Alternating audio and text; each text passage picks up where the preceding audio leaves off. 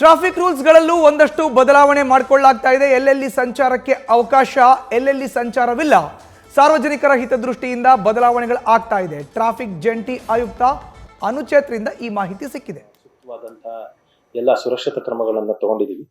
ಮುಖ್ಯವಾಗಿ ನಮಗೆ ಜನಸಂದಣಿ ಇರೋಂತಹ ಪ್ರದೇಶಗಳಂದ್ರೆ ಒಂದು ಬ್ರಿಗೇಡ್ ರೋಡ್ ಮತ್ತೆ MG ರೋಡ್ ರಸ್ತೆ.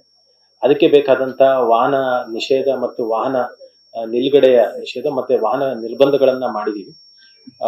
Brigade Road, MG Road, Residency Road, Church Street ಮತ್ತೆ Opera junction, arts and craft junction, Anil Kumble junction, Mayo Hall junction ಅಲ್ಲಿ ನಮ್ಗೆ ರಾತ್ರಿ 8 ಗಂಟೆಯಿಂದ ಬೆಳಗ್ಗೆ 1 ಗಂಟೆ ತನಕ ನಾವು ವಾಹನ ನಿಷೇಧ ಮಾಡಿದೀವಿ. ಮತ್ತೆ ಸಂಜೆ 4 ಗಂಟೆಯಿಂದ ಬೆಳಗ್ಗೆ 3 ಗಂಟೆ ತನಕ ವಾಹನ ನಿಲ್ಗಡೆಯನ್ನ ನಿಷೇಧ ಮಾಡಿದೀವಿ.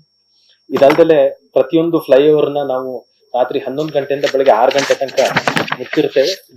ಅಂತಾರಾಷ್ಟ್ರೀಯ ವಿಮಾನದಿಂದ ಹೋಗುವ ಫ್ಲೈಓವರ್ ಹೊರತುಪಡಿಸಿ.